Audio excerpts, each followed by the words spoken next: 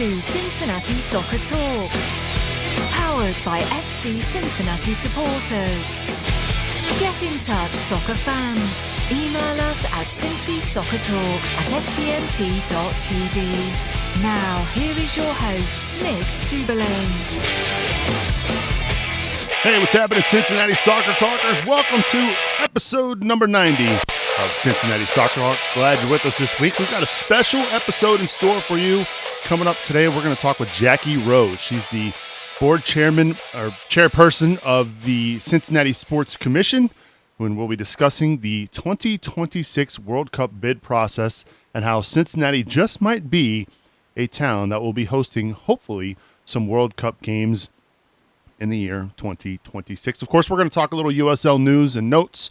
FC Cincinnati with some news today surrounding Paul Nicholson, which we will discuss as well. And, of course, we want to hear from you on the Twitter at Cincy Soccer Talk. You can also email us feedback at CincinnatiSoccerTalk.com. Pleased to welcome in my main man this week, Brian Weigel. Brian, how are you, buddy? Not too shabby. Feeling not so great about myself after seeing the photo of the team in their boxing gear, especially Sem David in his thigh huggers. So not sure what to make about that. But yeah, I think I need to work out a little bit more. You're cracking me up, dude. You got to get out there and see this picture. Aaron Powell, the trainer for FC Cincinnati, put this photo out of the guys at boxing, I think is what it was. Yep. Yeah, I got some pretty jacked dudes, man. My question to you guys is, who would be the best pound-for-pound boxer of that group? Josu. Wow, Bill doesn't mince words. I'm just kidding. I was going to say, no, I like Koenig. Koenig looks good. See, he looked like an MMA fighter to me. I was thinking just the guns on Kenny Walker that might get it done, though. Interesting way to start the show this week. Bri, of course, looking forward to getting your take on all things FC Cincinnati. Let's welcome in Boston Brazel. Boston, how are you, buddy? Doing good, sir. It's been interesting, right? No soccer. Well, I guess we're kind of watching USL playoffs that don't include us, and MLS Championship's a little bit interesting this year since we have a close neighbor nearby. But how's your off season, Subes? It's been busy, man. I'm not gonna lie. Been busy coaching soccer and running the kids all over town. So even though it's the off season, it's never the off season. I think indoor is going to start up like tomorrow. So it's been crazy. I don't have kids, so I just planned my first trip to Heinz Field to watch the Steelers. So that's how bored I am. And that's quickly how you get banned from the show. Okay. And last but not least, we welcome back our main man, the lone wolf, the wolf man, Bill Wolf. How you doing, buddy? Oh, I'm good. I'll refrain from any Steelers comments, apparently. But yeah, doing well. No off season for me either. So a lot of youth soccer going on. Got a tournament this weekend. My son plays his first game of club ball on Friday. So yeah, there's no rest for the wicked.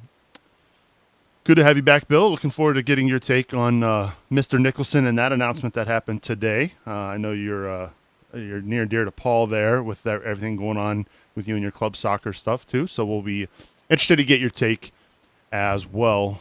Again, really looking forward. We're going to have Jackie Rowe from the Cincinnati Sports Commission on here very shortly. Let's talk a little bit about that before Jackie gets on the show, Brian. Why don't you talk about the different steps of the process the different cities have applied for hosting the World Cup bids and where Cincinnati kind of stacks up at this point? Sure. The original list, I think, was debuted in like September of 41 host cities that might be able to host the 2026 World Cup unified bid between the United States, Mexico, and Canada. I think they are the only bid going up against Morocco. So hopefully, I think it's a no-brainer here for 2026. But they'll have that decision, I want to say, in June of 2018. Can't be positive about that. But looks like there's 4 cities from Canada, 3 from Mexico, and 25 from the United States left to decide who's going to be hosting matches for the 2026 World Cup. It looks like the United States, if things play out where it'll be somewhere between 12 and 16 host cities, it looks like the United States might be, maybe between 7 and 11 cities for hosting matches in that 2026 World Cup. So, I think there's a lot of things going down right now in terms of, which cities that best represent the United States. And I think Cincinnati should absolutely be in contention there just because of the rapid growth of the city, as well as just the soccer culture we have around here. Bill, you've been around Cincinnati for a while. Would you ever think you'd see a day where Cincinnati and World Cup bid would ever reach the same sentence? No, absolutely not. I mean, obviously with Columbus so nearby and their claim to fame with Dos Acero and all that, they just seem like an obvious Ohio choice these days, or those days now. Of course, everything's changing, and FC Cincinnati has just changed the landscape, changed the discussion at this point, and having a stadium like Paul Brown nearby that we can use to bring in, I think 60,000 is the minimum for a bid. Yeah. So that gives us that option, and then we have a proven fan base, and obviously a lot of people who like soccer around here. So clearly, at least of late, right? So yeah. Really excited. We're going to be joined here, I believe, here on the King's Hammer hotline by the one and only Jackie Rowe. Jackie, are you with us? I am. Good evening. How are you doing tonight? I'm doing well, thank you. I'm actually working on that bid as I speak. Fantastic. I love hearing that. Yeah, absolutely. You're the board chair of the Cincinnati Sports Commission. And yes. for folks who don't know what the Cincinnati Sports Commission is, kind of talk about what that commission is and how you got involved in the unified bid process. Yeah, sure. The Cincinnati USA Sports Commission is a nonprofit organization. We've been around 25 years now, and we are charged with finding and attracting sporting events that will come to Cincinnati that we can host. So that's everything from youth soccer tournaments to the men's hockey NCAA championships that we hosted last March and now the exciting opportunity to bid on World Cup 2026. So we are really the behind-the-scenes organizers and facilitators, I would say conveners of the community. And so bids of this enormity, of this stature, are certainly a community effort. And that's what we've been doing really over the last, 2 months or so, in convening and gathering information and really trying to put our best foot forward as a region to host World Cup 2026. So what's the upcoming timeline for the bid for people who are curious what's coming up? Right, so we put our initial bid in August, and it was a real quick turnaround. It's been well documented that Jeff Birding of FC Cincinnati has been working very closely with MLS and the plans for expansion there. So we were actually invited to participate in the bid process. So that was the first step. We made it past the first cut, so we made it to the dance of we'll be joining 24 other U.S. cities in that bid process. So a delegation of us will travel to Houston next week, and that's where we will share our bid overview. We'll share our specs for stadium, for practice sites, for really everything from transportation to hospitality to volunteer management. So it's a pretty extensive process, as it should be, and we are going to put our best foot forward. You said it was an extensive process. This is Brian here, by the way. Thanks for joining us. There's a lot of key players that must be involved when it comes to putting a bid of this magnitude together. Paul Brown Stadium, the Bengals. You said FC Cincinnati, but there's also a lot of different entities out there, such as maybe Sorta or Metro. Can you discuss all the different people that have to get involved with this project? Yeah, there's really 4 key areas that a good host city will really take a look at and really excel. And, those key areas to me are leadership. And with Mr. Carl Lindner and with Jeff Birding, they are the leaders of this World Cup effort, as they should be, because the Sports Commission always looks to either a sporting organization, a college, a university, whatever the sport is or the national governing body is. So FC Cincinnati is the natural partner there. And a good host city will have passion around the sport or the organization that we're hosting. And when you take a look at Cincinnati's passion for soccer over the last 2 years, arguably you could call us North America's hottest soccer city. When you take a look at the fans that are coming through the turnstiles, just at FC alone, it's the number one average attendance for FC Cincinnati, ranks number 8 among all soccer cities. So this is MLS, right? So this is, of course, you're going to start with your Atlanta United, averaging 48,000 fans a game. And then we're number 8 on that list, the first USL team at 21,199 average fans to the turnstile. That's impressive. So that shows our passion.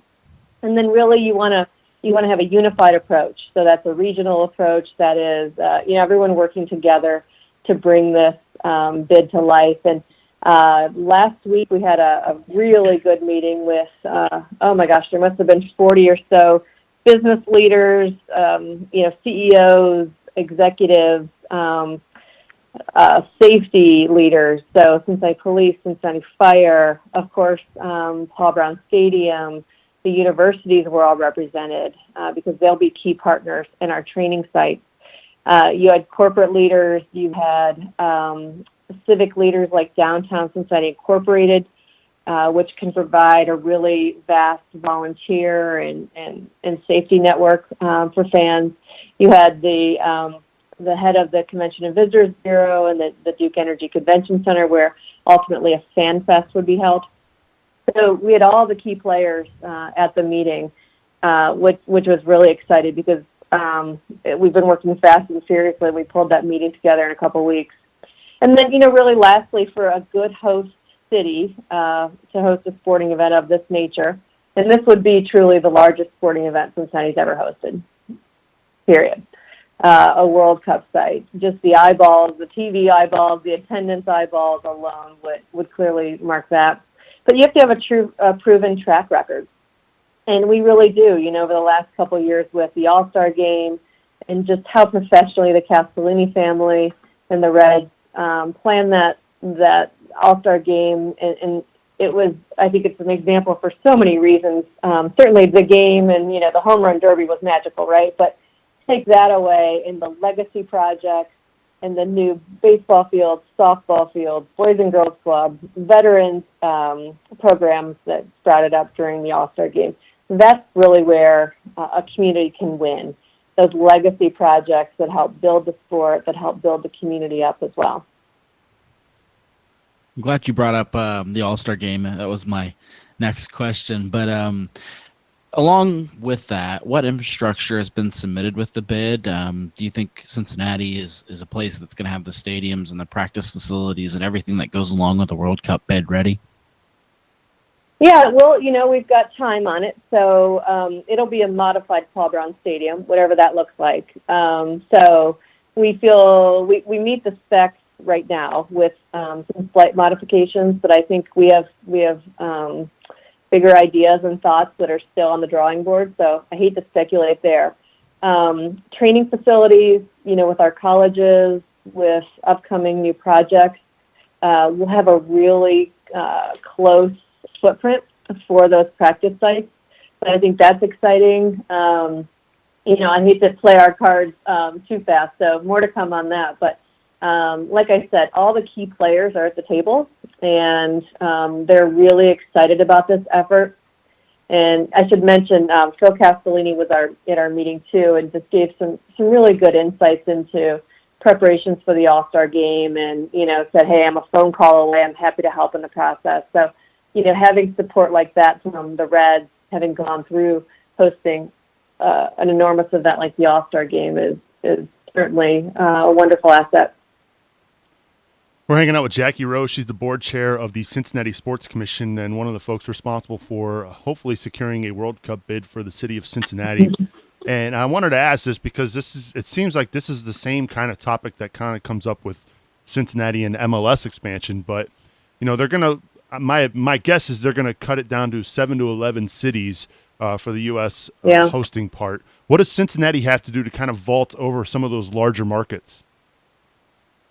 Yeah, we've been working the whiteboard pretty hard on that, taking a look at the competitive set and what can we do to stand out. And again, I think our delegation coming to Houston is a very diverse delegation. We have Jill Meyer she's the president and CEO of the Cincinnati Regional Chamber, so she can really talk about corporate stability, corporate support, corporate sponsorship, because this will be an enormous fundraising project for the community.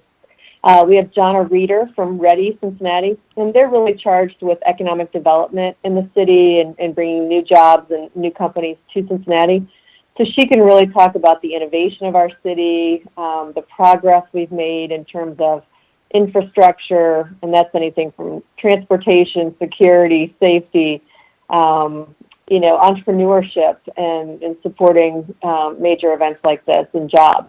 I think that's exciting. And then Leslie Spencer, who is she's our executive director of our Cincinnati Sports Commission. Leslie's been working in this field for 25 years, and she has gone through the World Olympic Academy. She's written hundreds of bids for sporting events and has been very successful in her career. So, we've got that strategy. And then we've got Bill Baker from MSA Architects, who they are a sports-driven architect firm.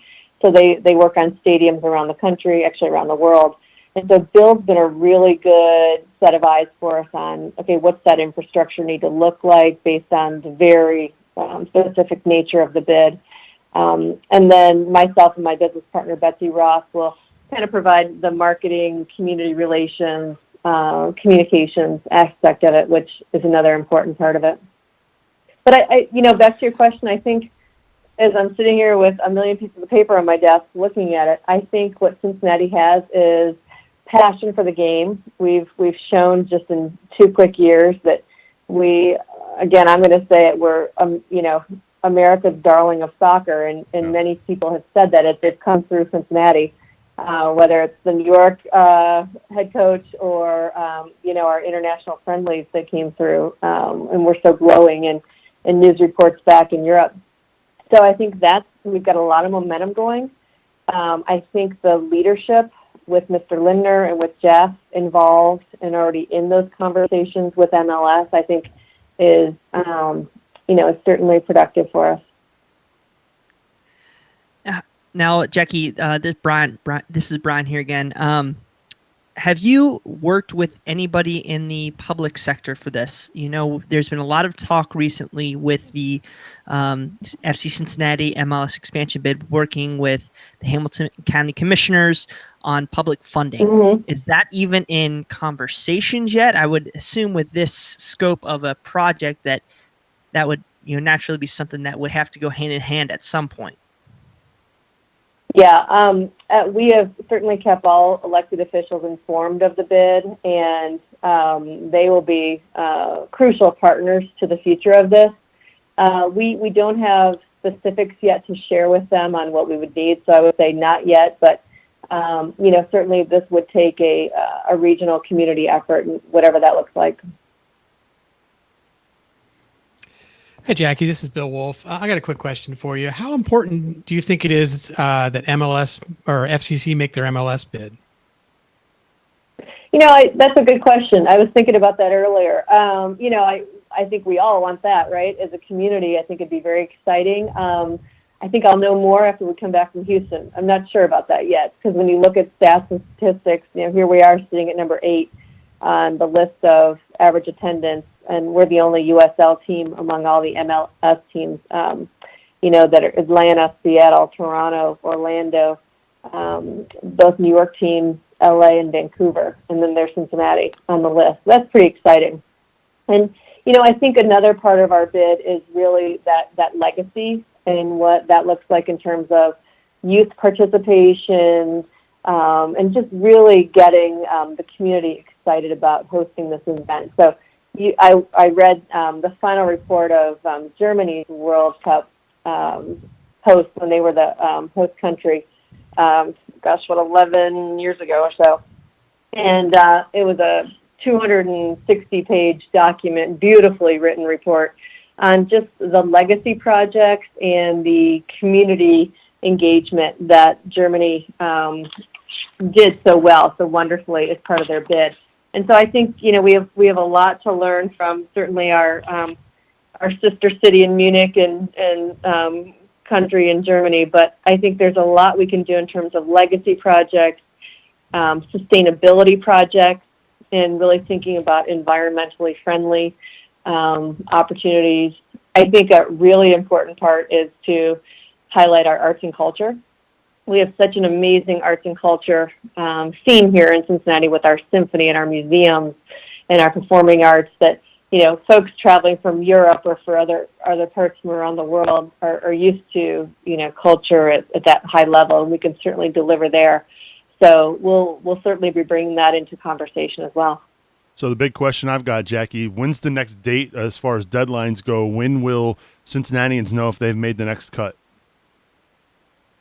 I don't know. We'll find that out when we go to Houston, because we'll be there the whole day meeting with the team there, the United Bid Committee, and so we'll get our marching orders there. So I don't have a date on that yet. Good stuff. Jackie, we appreciate you spending some time with us. If folks want to find out more about the Cincinnati Sports Commission and what all they're doing down there, where can they find you at? CincySports.org, and if I can put in a plug for this Thursday, we host our annual Cincinnati Sports Professionals Network event at Duke Energy Center, and it's an annual dinner and awards where we honor those working hard and making a difference in sports business. So, of course, FC Cincinnati and their run in the Open Cup will be honored, but we also honor sports journalists. Dan Horde, the voice of Bearcats and Bengals Radio, will be honored. Tom Gamble, longtime sports producer in high school football and basketball tournaments. And we give away college scholarships. So there'll be 200-300 of us there, and it's open to the public. Tickets are available at cincysports.org. It's just a really nice evening, and if you're interested in sports and business, everyone's there in the same room. So it's a great opportunity to network with, those working at the Reds, Bengals, FC, colleges, universities, and just a good evening to celebrate what we're doing in Cincinnati. I know we've only been around for 2 years, but is there any chance we could get honored next year for the best Cincinnati soccer talk blog covering FC Cincinnati? I think we got a shot, right? Come on now. Absolutely. We need to think about that. We'll put your hat in the ring. Awesome. We appreciate you spending a few times with Jackie, and best of luck down in Houston. Hey, thank you so much. That's Jackie Rowe, the board chair of the Cincinnati Sports Commission, joining us here this evening on Cincinnati Sports Talk here on the King's Hammer Hotline. Glad to have her on. Very informative. Nice job there, Brian. That's a good get as far as the guest here at on Cincinnati Soccer Talk. I'm really excited. I remember the first time I even heard that the World Cup was coming to the U.S. back in '94, and how geeked that got me.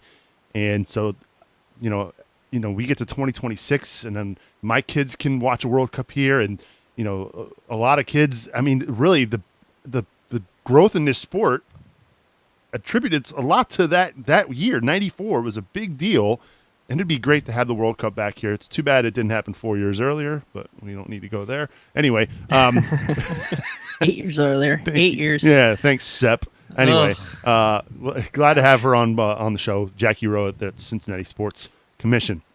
All right, so we had some news that kind of dropped today, but before we can do that, it's the first week of the month, which means we get to give a shout-out to all of our fine supporters here at Cincinnati Soccer Talk: John Davidson, Jesse Gill, Matt Adamczyk, Tim Bronsel, the Bryans from the Queen City Mafia, Patrick Lonnie, Arthur Oliva, Dave Tangler, Brian Griffin, Pat Suberling, Mama Subes, Alex Gursky, Mike Berryman, Reese Johnson, Brian Malone, Alex Pennington, Chris DeMeo, that's a name Brian loves hearing, Claire Hughes, Carl Fight, Scott Griffith, Chiba John, Stephen Starkey, Josh Leese, Jamie Smed, Kevin Johnston, Joseph Collier, Mike Hudson, Jonas Tom, and Harry Austin. Thank you very, very much for supporting us here at Cincinnati Soccer Talk.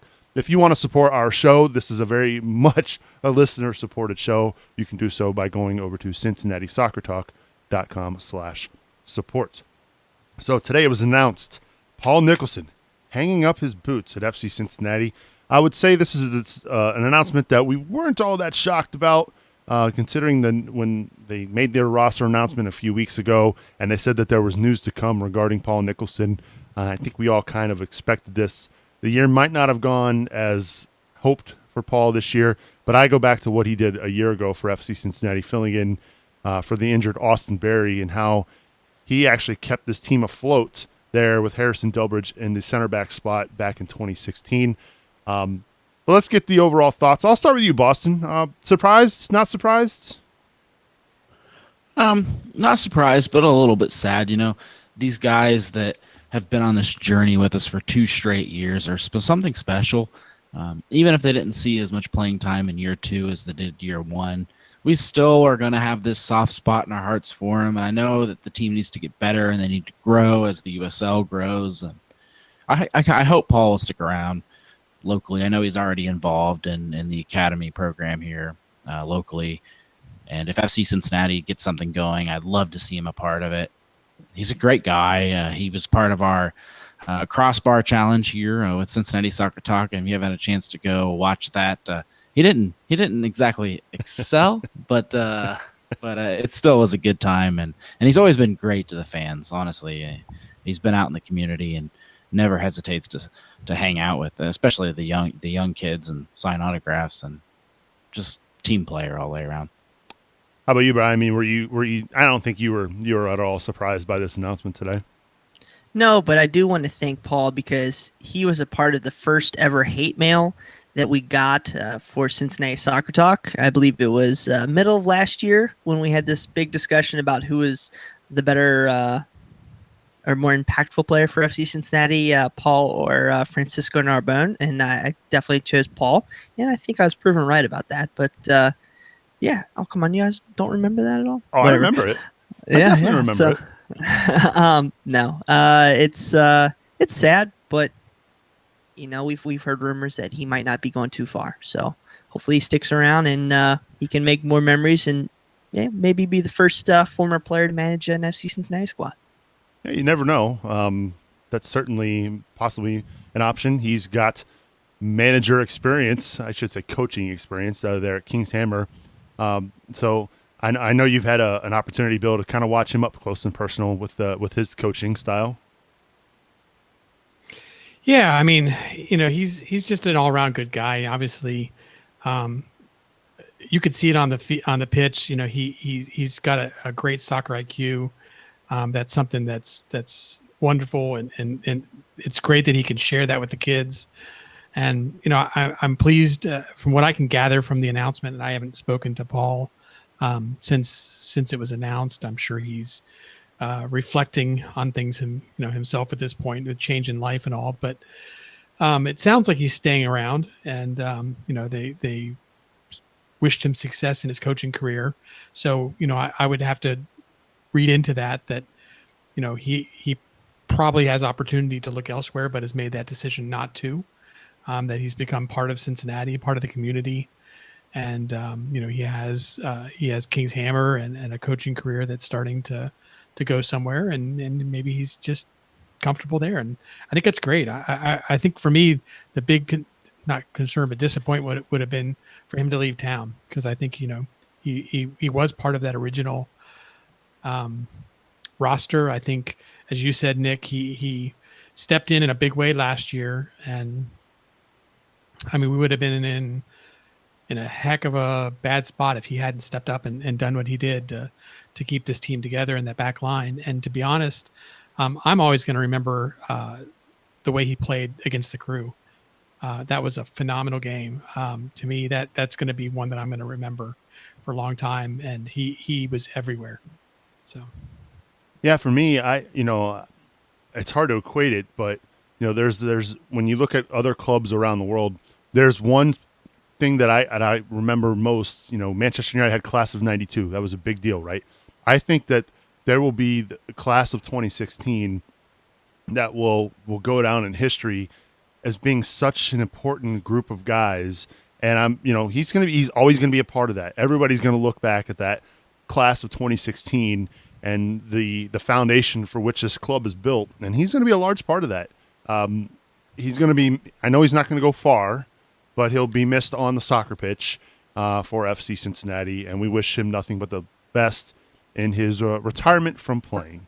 And I'm sure he'll find a way to find a soccer field somewhere to go kick a ball around, and maybe it's going to be with the youngsters there at King's Hammer, but he'll still be out there hitting crossbars somewhere, definitely. But we wish Paul nothing but the best, and we need to get him on the show. So, what were you going to say, Bri?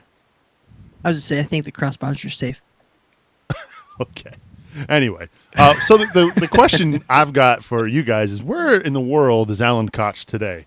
Because if you follow him on social media, he is all over the freaking planet, it looks like. I think we've seen him on the West Coast. We've seen him on the East Coast. Now, all of a sudden, I think he's somewhere in Turkey, I think. Constantinople? Is that even in the air? Yeah, so what's going on with Alan Koch? Where is he at? You guys didn't know, he's actually sitting right next to me. We're just kicking it. He's giving me all the DL about his trip, so I'll have a write-up soon about it. Oh, okay. I thought maybe you were going to do a really bad Alan Koch impression, which you're known for. So, what is it? Trust the process. Oh my gosh. That was terrible. that was really bad. You're right. Really quick, Ginger Boy over here. Come on now. Started out, I believe, in New York, then to San Francisco, then to Vancouver potentially, then somehow over to Israel, Istanbul, Ireland, and apparently he's on a jet plane coming back home to the Queen City. So, he's made his rounds, 13 days, quite a bit of countries. I think a lot of people are still expecting him to be gone a little bit longer, but we really only have 3 international spots left to fill. I think we have 4 right now with Josu De Witt, Hoyt, and Koenig.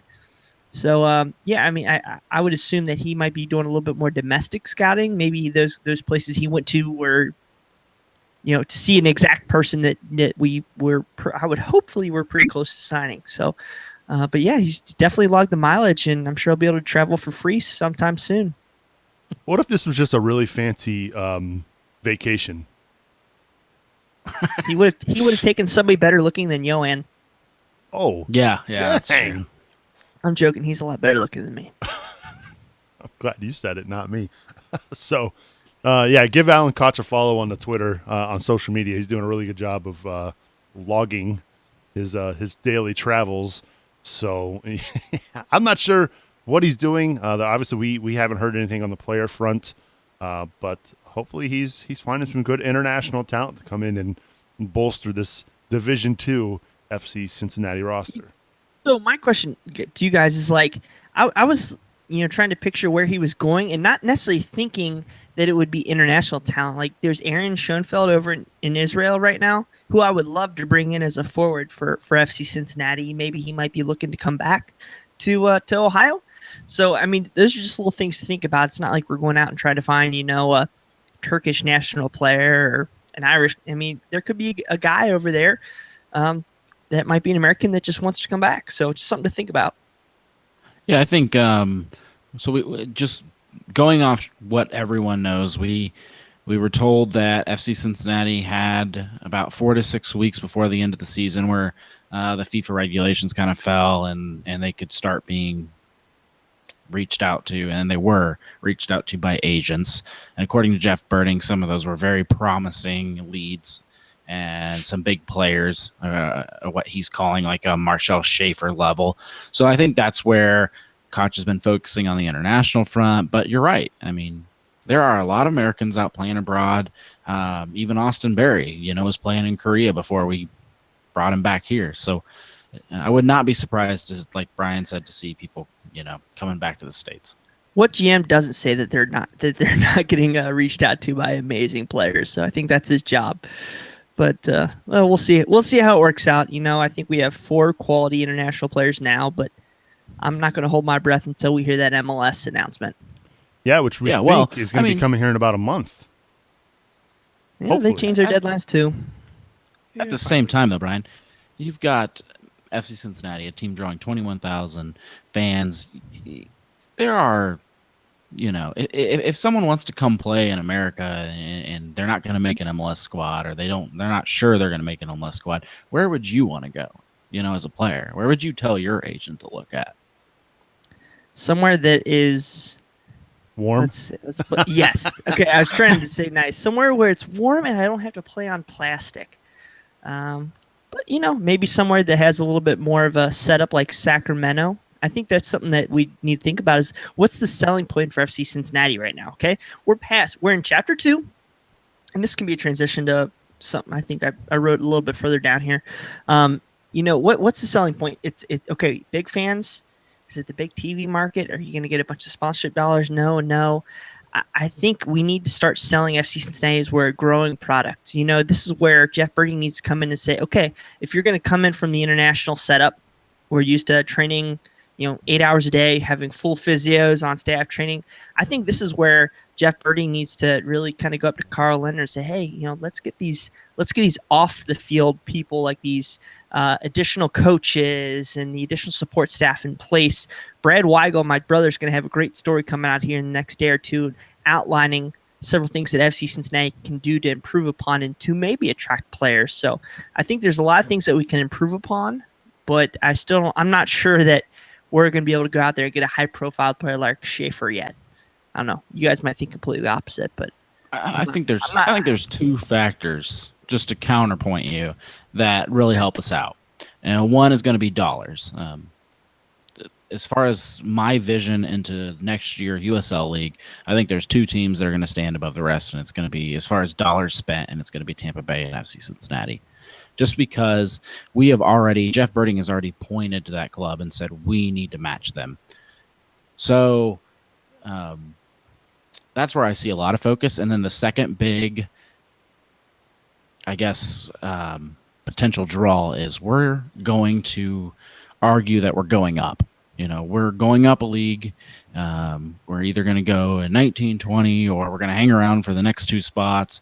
But we believe we're going up. If you want to go up with us, then you have a chance. You just make the squad play well, and whether or not it's true or not, we can still there's sell a lot it. There's a lot to that point, but if you're a high profile player coming in abroad like that, you're going to want to see the training facilities, which we don't have. You're going to want to most likely play on grass, which we don't have. So I'm just not holding my breath on that yet. I really want to believe that Jeff Birding and Alan Koch have this miracle man it's a former big time player perhaps that can come in and do those things. I'm not sold that international savior is going to be coming in just yet. I mean, maybe if we can somehow lock in the MLS bid, but I just think there's a lot of other things that we should be focused on more so than spending time trying to go get a Marcel Schaefer level player. Yeah, I think though that the one thing that you're underestimating though is what the Open Cup did for us. And I know that we're missing some key pieces, but that doesn't mean that those pieces aren't going to come into place. And I think that when you're looking international, and you mentioned Sacramento, and yeah, they have some things we don't have, but at the same time, I don't think they through the Open Cup they didn't market themselves in the same way we did. So if you're some player down in South America and you're looking at, hey, I'd like to maybe move to the States and try to break into the soccer scene in the States. Who are you looking at? I mean, you're probably hearing about FC Cincinnati. You're probably hearing about Atlanta. You're probably saying, Atlanta's big time. I probably can't get there, but maybe I can make a break into FC Cincinnati. But do you know about Sacramento? Do you know anything about Sacramento? So I think we have some brand recognition internationally at this point. I don't think we're going to pull in a huge player. We're not going to, sign a DP from at an MLS level at this point, especially without an MLS bid. But we need to have that expectation, Bill. We need to have that expectation. Absolutely, what you're saying there is we can't. Our fan base, and this is kind of why I'm saying this. We can't expect I know that we say Marcel Schaefer, Joe Cole. Those are extreme names, guys. Those are like legit names. If we can pull in somebody like that, congrats. I'll wash Coach Koch's car every day for the rest of the year. Yeah, wax on, wax off. Wax on, wax off. That's good. So we just need to be. I don't know. I still think that our club itself has a lot of things that we need to improve on to be able to draw on players like that. Well, I think another selling point too, if you think about it, and this is a new segment I'd like to introduce here on the podcast. Former FC Cincinnati players doing big things, and this kind of plays into it. If you're somebody like Sean Okoli, who spent a year here, had a good year, productive year, and then that parlayed himself into a bigger gig in MLS or maybe somewhere else. Sure. So if you're on that fringe of maybe making an MLS roster or maybe making another roster somewhere else on a top flight, maybe you come here, you get some minutes, and you parlay that into a bigger deal. Let's talk a little bit about Sean Okoli, though, because we watched him over the last week. Header. Yeah. He plays for New York City FC, former FC Cincinnati forward a year ago, Golden Boot winner in the USL. I think as Ohioans, we might not have been necessarily rooting for NYCFC. I can't say that for every Ohioan, at least on the Cincinnati Soccer Talk staff. But I think what's happened in Columbus over the last few weeks, to see them now in the Eastern Conference Final, and to get past a really good NYCFC team by the skin of their teeth. But it's good to see Okoli play in the playoffs. And, you got to give him some props. He spent a year here. And, he parlayed that into a good opportunity with NYCFC. If he was doing that terrible in practice, they wouldn't put him in a playoff match where they need one goal left and he's the go-to guy. I mean, it kind of speaks for himself. He definitely has earned the right to be there. I'm trying to be nice right now. Go ahead. It's not like injuries had anything to play with it, but that's fine. Well, yeah, but he's there, and with 10 minutes to go, he didn't have a lot of time to make that goal happen. And had he connected on the header, or he'd be a hero right now. We'd be talking about what. Yeah, Sub's point though is correct. Is that we could be considered a launch pad.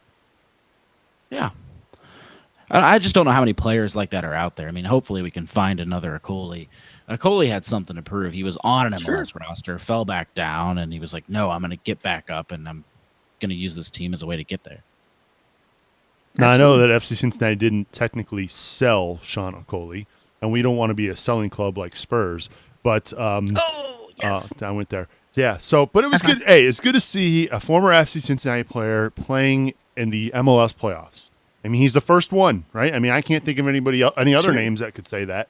So, you just never know. Didn't they say FC Cincinnati during the broadcast? Quite a bit. I thought they did. Yeah. Yeah. Quite a bit. I think Taylor Twellman had FC Cincinnati on the brain the last two games that they called for that series. So he certainly didn't have his fashion sense going on with that red jacket. So it's okay though. Man, you guys got to watch this stuff more. That's Taylor. I mean, that's what he does. That's what he does. Let's talk a little about I can't even talk right. Let's talk a little bit about the USL playoffs. And man, that team down south managed to get by the Baby Bulls, and they're now in the USL final, where they will take on the Swope Park Rangers. What do we make of that? I kind of want to know where the rest. No, I kind of want to know where you guys stand. Like, I kind of know. I mean, I had to come to a real personal. Do I want a two-team to win this, or do I want our rivals to win this moment? Where are you guys? Where you guys fall on this? That's the wrong way to look at this. I want the best team to win this dang thing. I don't care. And I hate Louisville. I really do. I even said this on Twitter. I hate Louisville, but I want the best USL team to win it. It's like when Portland won 2 years ago, Seattle won last year. It's okay, yeah, the fan bases hate each other, but you still want the best team out there. You want the best presentation of your league forward there. So if it was New York Red Bulls 2 or Swope Park winning it, if they're the best team, that's fine with me. Yeah, do I hate the fact that our rivals in the championship and we're not in it? Absolutely. But yeah, but stop taking the cheap answer. Who do you personally? That's not the cheap answer. I want no. You could be like, I want the best team to win the NFL and the NHL. No. I'm just saying. No. You looked at it saying it's. Do I want the rival or do I want a two-team? No, I don't care if it's the rival or a two-team. I just want the best team out there. Okay, I don't want. As I said, I hate Louisville. But if they're going to be the best team, it doesn't matter. I mean, okay, Louisville. That's fine. I'll pick Louisville to win this thing. I think they are the better team.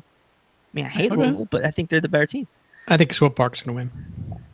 Well, it's because they get 9 loanees from Sporting KC, so it's not even fair. I would question. They can't loan anyone extra now. No, wait, let's go back to your comment. They had 8 last year. Is Louisville the best team? Is Louisville the best team? And my question might be, is it that they're the best team or that they have a huge home field advantage of playing on a shitty-ass baseball field? Well, it's going to be grass now. It's going to be all grass for this week.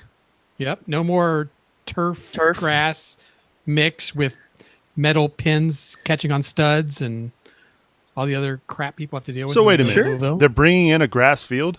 Yeah. They're bringing no, not the whole field. Just they're instead of putting turf over the infield, it's going to be grass over the infield. Yeah. So the way I understand it, Subs, is the USL told them they cannot host unless they made changes to the field, and so that they decided they wanted to host bad enough. I believe their president said it would cost about $100,000 to make this change, but they're doing it anyway because they want to have the game at home. And they are technically entitled to, I guess, since they have the. They're the remaining number 1 seed.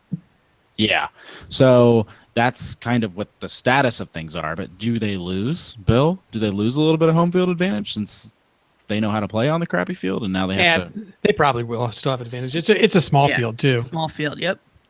And they're used to playing on it. They're the best organized team in USL. And that means that's a huge deal. I mean, the New York Rebels couldn't get anything going on the ground. They were literally having to resort to the long ball, and they had five guys in that back line that just shut down Bonomo. If they were smart, they would put up somebody next to Bonomo, let somebody run off Bonomo, and maybe make something there. But I think JOC, man, he knows how to set up his team. They know exactly where each person is going to be.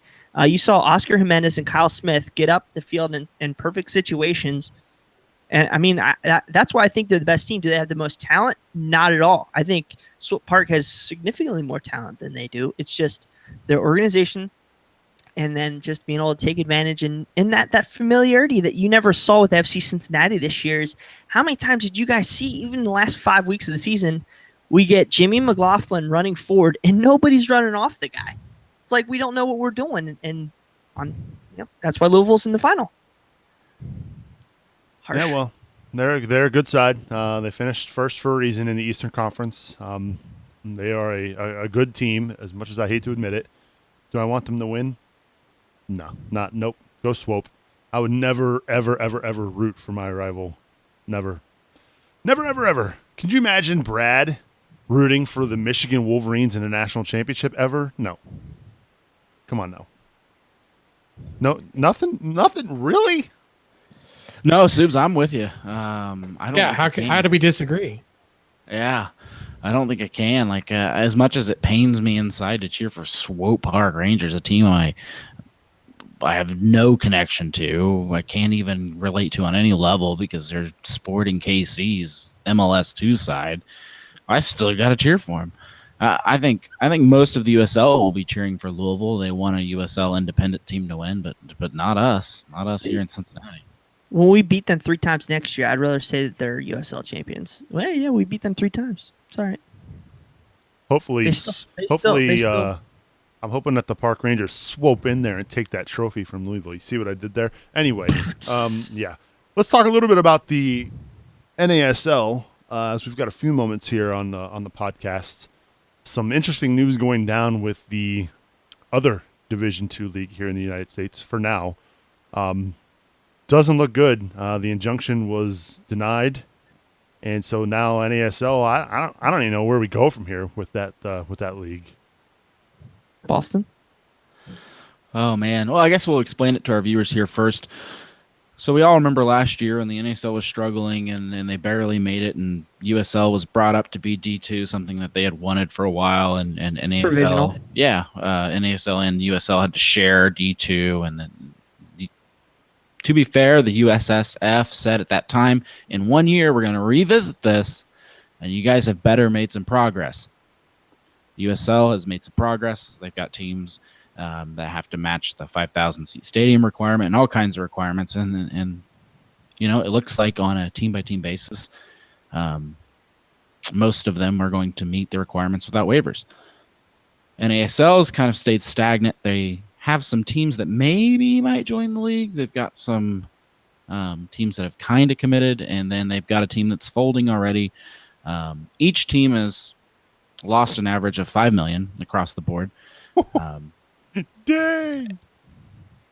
Yeah, and so it's just, again, one of those non-sustainable models. Even though they have 2 billionaires that are willing to throw cash at the league, the USSF has just decided, like, hey, this is irresponsible. Sure, you got 2 rich guys that are throwing money, and you guys will even sponsor multiple teams now, is what they're proposing.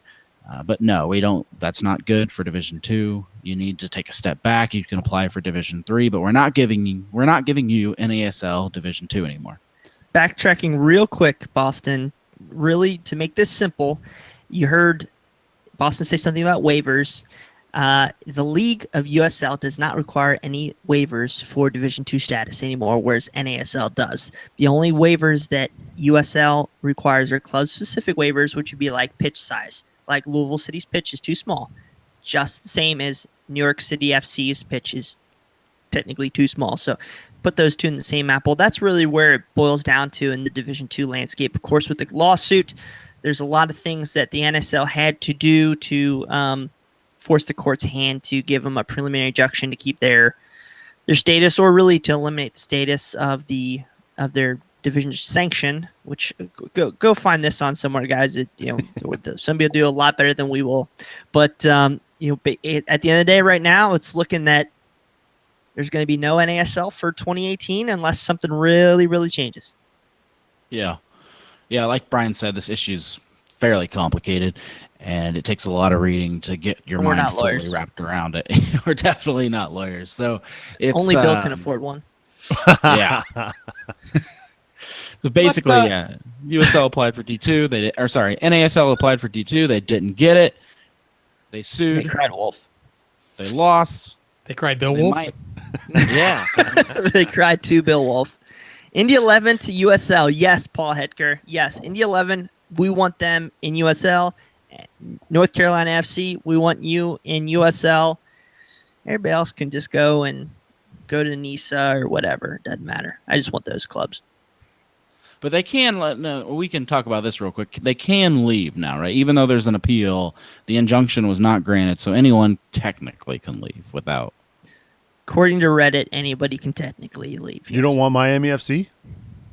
Actually, those guys down there at Magic City Soccer are pretty awesome dudes, and I like them, but no. No. Wow, okay. I do. I personally want the team, but the owner would never. He's one of the 2 rich guys that are trying to fight this whole thing, so he would never move. You wouldn't want the Cosmos either? Same problem. Yeah. Tough sledding there for the NASL. Is it wrong that we're forgetting Edmonton and Puerto Rico too? Oh, poor guys. Well, Puerto Rico, for me, I question whether Puerto Rico's back. I mean, they kind of got. I mean, they weren't even playing at home at the end of the season. Let's be nice here. We don't hope for the failure of any of these clubs, and they're in a tricky situation. All of them set by their ownership groups. At the end of the day, I think we want our league to wherever league we're in. Even if hypothetically, even if MLS passes over FC Cincinnati, I want to be in the strongest D2 league out there, and I want to be associated with clubs that give us the best chance to be in that league, whether it's MLS2 clubs, which I actually don't think that they're evil like some people do. I just want, groups that are going to try to work within the framework of U.S. soccer to make Division II better. And I'm not sure Miami and New York do that. One final thing as we begin to wrap things up here on this podcast. Apparently Mitch Hildebrandt's got a beer. Is it really a beer or is it an IPA? Like what? I don't know. I'm not a big beer drinker, so I couldn't even tell you what an IPA really is. I had the Blood Orange like 2 years ago. Is it a beer? Okay, well, I never know if it's a lager or an ale or IPA. You know what? That's way over my head. So just step up from Schlitz. Oh, okay. Anyway. Finally got somebody to laugh, thank God. So I guess he's coming out with a beer. What are the details? Give us a scoop, guys. Well, I'll jump in here and read this. Pan down. I'm going to read this from the actual press release because, I don't know crap about beer. I like Keystone Light. When the opportunity came up with Listerman Brewery to create a signature beer, I couldn't help but jump at the opportunity. We developed the idea to instead create something much more and have more of an impact.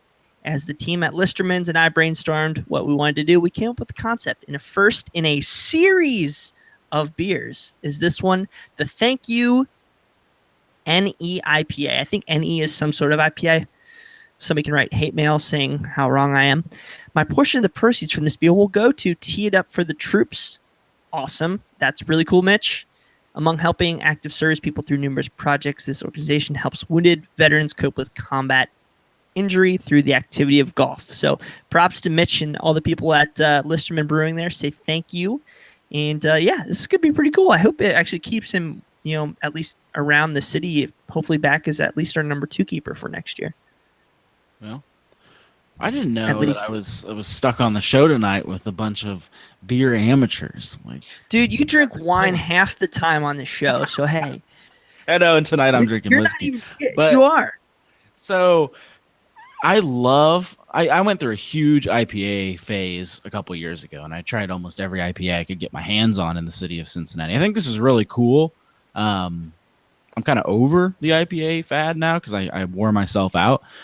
But I'm glad this is a series. I'm looking forward to what other beers they have. And I want to say that Cincinnati Soccer Talk had very heated discussions today chatting about this beer. I've never seen... I was working. I don't know what you guys are talking about. Oh, my word. So somebody today posts, hey, Mitch Hildebrandt's coming out with this new beer. What do you guys think? And oh, my word. I just mentioned that I liked sour beers, and holy crap, just ganged up on. Dude, I got your back. I wasn't a part of this conversation, but I got your back. I like Devil's Backbone has one like a crane something. It's good stuff. Crane Ghosts or whatever. But yeah, I don't know what this is going to be. Pretty excited, but as long as it's better than that St. Patrick's Day version beer, whatever we had down there. Yes, it will be. Okay, thinking that couldn't be much worse. Do you have the inside scoop, Bill, on that? You're confident. Oh, okay. No, it just can't be much worse. Dude, I love Listerman's, and I've told you guys on this last year. Listerman's Lemon Pound Cake, okay, take my man card away, is one of the best beers I've ever had. So, hey. That sound you are hearing are the tires screeching on the halt of this podcast like that. So I believe it's time we begin to wrap things up. There's no Skyline Chili beer. There should be. There should be. As we begin to wrap things up. Call it Gutbuster. Yeah. Get the final thoughts of Boston Brazil. I'm struggling. The mental images that came in my mind with this Skyline Chili beer were just awful. No, don't get me wrong. I love Skyline. I love noodles. beer. But you drink too much, it comes out every end. Is it cheesy? Oh, yes. My final thoughts are I want to die.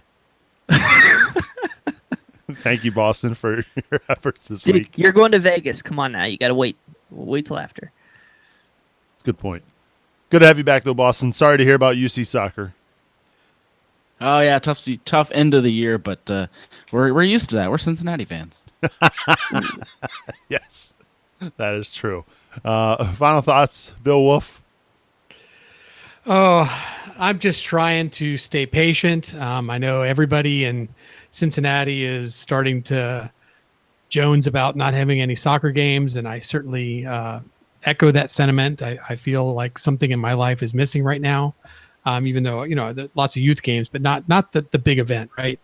But there's so much going on right now. It's we just need to kind of take a deep breath, step back, and relax. There'll be roster information coming out soon. There'll be an MLS bid coming out soon. We'll find out more about the stadiums. I mean, all this stuff is going to happen. It's going to be a really busy, like 7 weeks to the end of the year here. So I think, we're missing some soccer games right now, but just hold your breath and relax because there's a lot of news coming. Good stuff, Bill. Glad to have you back, and hope all is well. It is. Good. And last but not least, Brian Weigel. I know, Brian, you've got a big weekend coming up. Yeah, so I got two things. The first one is that big weekend, which I think you're leading me into, is the Keep Hell Real FIFA tournament this Saturday, November 11th from 10 a.m. to 1 p.m. at Rhinehouse. Go check out our Facebook page to see the Keep Hell Real Facebook event page, as well as to go to the Cincy Gooners website to sign up for the FIFA tournament. It's going to be fun. We're going to have a live show down there. There's going to be a lot of different prizes that you can win at the FIFA tournament. So go check that out. Secondly, guys, real important. I need your guys' tip here. Is it too early to set up Christmas stuff yet? No, I know people that have been doing it already. It's crazy. I was tempted to just because it's been so warm out, but I stood fast. Must wait for Thanksgiving. That's right. Too early. Too early? Too early. Too early. I got 2 kids. You guys have no idea what you're talking about. It's too early. So are you leading somewhere with this? No, I just you're sticking around. It's having fun. Oh, Yeah. okay. All right. I think he's looking for life advice. He needs some help. Fell on my head today, if you couldn't tell. Good stuff this week, bro. I appreciate it. Good get with Jackie Rowe joining us from the Cincinnati Sports Commission as well. Yeah, Cincinnati Soccer Talk. We're more than FC Cincinnati here. We got a lot going on. Great Yes, city for we soccer. do. Check it out. I know Clay, one of our newest staff members, writing up his Premier League roundup, which was disappointing this weekend with FC Cincinnati. Wow. Manchester United losing to Chelsea. I don't even want to talk about it, so let's quickly move on. I do want to just make sure I give a big shout out and thanks to all of our supporters. Again, if you want to help support the show, a little bit does go a long way. You can do that by going to CincinnatiSoccerTalk.com/support. We can also rate and review. Sponsor. What's that? Or if you want to sponsor the show. Yeah, that too. Absolutely. Get in touch with us, feedback at CincinnatiSoccerTalk.com. And rate and review the show on iTunes. We haven't had a review on iTunes in quite a while. So if you've got a moment and you've got an iTunes account, why don't you hit us up and let us know how we're doing. Preferably write a 5-star positive review. That would be fantastic. But you can find us anywhere podcasts can be found, whether you've got an iPhone, an Android phone. You might even be able to find us on a Windows phone if those even still exist anymore. I think Blackberries somehow are still alive too. Don't know how. Anyway, find us wherever podcasts can be found. Again, if you want more information on how to subscribe, just go head over to our website, CincinnatiSoccerTalk.com. Again, my thanks to Jackie Rowe from the Cincinnati Sports Commission for joining us this week here on the podcast. And, of course, my thanks to Bill Wolf, Boston Brazil, and Brian Weigel. I'm Subes. That's going to do it for this episode of Cincinnati Soccer Talk. Remember, watch your tackles, everybody, and we will catch you all next week.